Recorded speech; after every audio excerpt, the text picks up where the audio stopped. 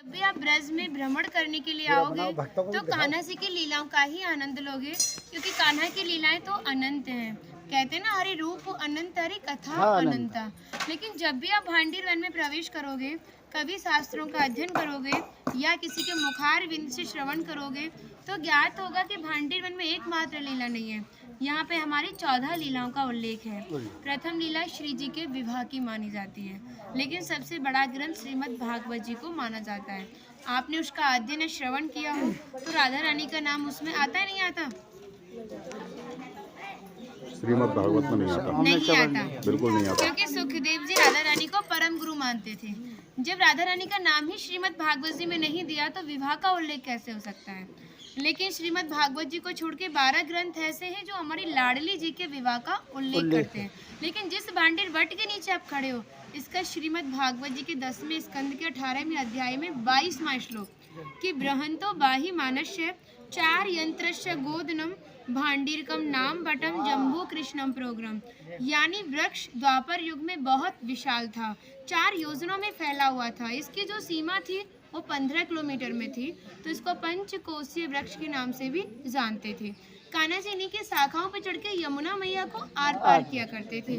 मान्यता है कान्हा जी की जो 9 लाख गाय थी दोपहर के समय इसी वृक्ष के नीचे बैठ के विश्राम करती थी।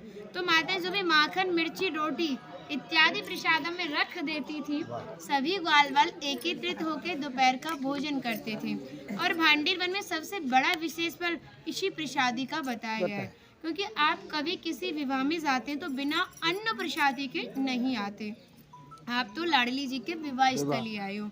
यहाँ पर जो दुर्वासा मुनि थे, जो दूब घास होती है उसी का रसपान करते थे। ब्रज की गोपियों ने इसी वट वृक्ष के नीचे उनको 56 प्रकार के व्यंजन खिलाए थे। यहाँ पर राधा कृष्ण में मल्ल युद्ध हुआ था, उसमें ये तय था कि जो भी हारेगा उसको भंडारा करना होगा। तो जब हमारे कान्हा जी हार गए थे तो ग्वाल वालों के साथ मिलके यहाँ पे भंडारा किया, उसी के नाम पर इसका नाम भांडीर वन पड़ा।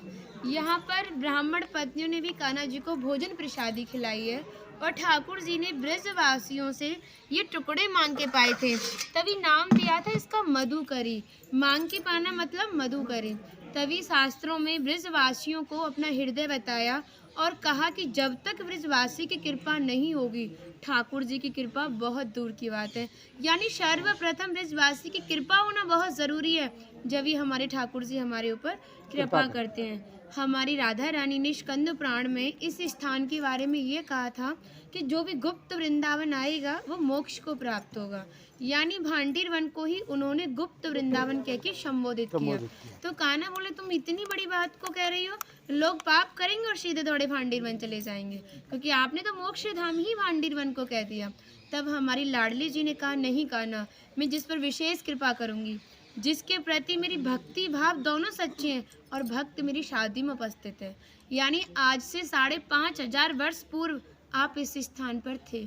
मनुष्य तो कोई था नहीं, तो अपने आप को कीड़े मकोड़े, घास फूस, पतझड़ इत्यादि अपने आप को मान सकते हो। जो भक्त उनकी शादी में उपस्थित था वो भक्त कई बार वृंदावन आएगा, जब जाके गुप्त वृंदावन आएगा, और डायरेक्टली नहीं, किसी ना किसी के माध्यम से। इस स्थान तक पहुंचने के लिए माध्यम का होना बहुत ज़रूरी है, और सारा श्रेय भी माध्यम को जाता है, क्योंकि माध्यम ही हमें ऐसे दिव्य स्थान पर पहुंचाता है। और जो भी भक्त भांडीर वन में प्रवेश करेगा, प्रवेश करने से जो कान्हा ने 14 लीला भांडीर वन के अंदर की हैं, उनके दर्शन मात्र का फल प्राप्त होगा। और जो भी यहाँ की एक किनका प्रसादी पाएगा और एक रात्रि निवास करेगा, वो इस ब्रज गौलोक धाम से वैकुंठ गौलोक धाम को जाएगा, क्योंकि जो हमारे ठाकुर जी ने गौलोक धाम को इस 84 कोस में ही बांटा है। आप यहाँ पे जो भी दर्शन करोगे वो प्रकृति की देन के हिसाब से और मानव निर्मित दर्शन है, लेकिन आप गौलोक धाम में जो भी दर्शन करोगे वो ठाकुर जी के हिसाब से हैं। जैसे गर्ग संहिता के 6वें अध्याय का नाम है गौलोक खंड, आप उसका अध्ययन करोगे तो भांडीर वट का एक दिव्य वर्णन का अध्ययन करोगे। कहते हैं गौलोक धाम में ब्रजा नदी के किनारे भांडीर वट है, यानी यमुना मैया का नाम ही गौलोक धाम में ब्रजा है। तो यहाँ पर भी आप एक भांडीर वट के दर्शन कर रहे हो। कहते हैं लोकनाथ प्रभु जी ने कहा है कि अगर भक्त इस भांडीर वट का दर्शन कर ले, दर्शन मात्र से, स्पर्श की तो बात बहुत दूर की बात है, दर्शन मात्र से ही उसे दोबारा गर्भ में जाना नहीं पड़ता। यानी भक्त 84 लाख योनियों से मुक्त होकर मोक्ष को प्राप्त करता है। बोलो राधे राधे। राधे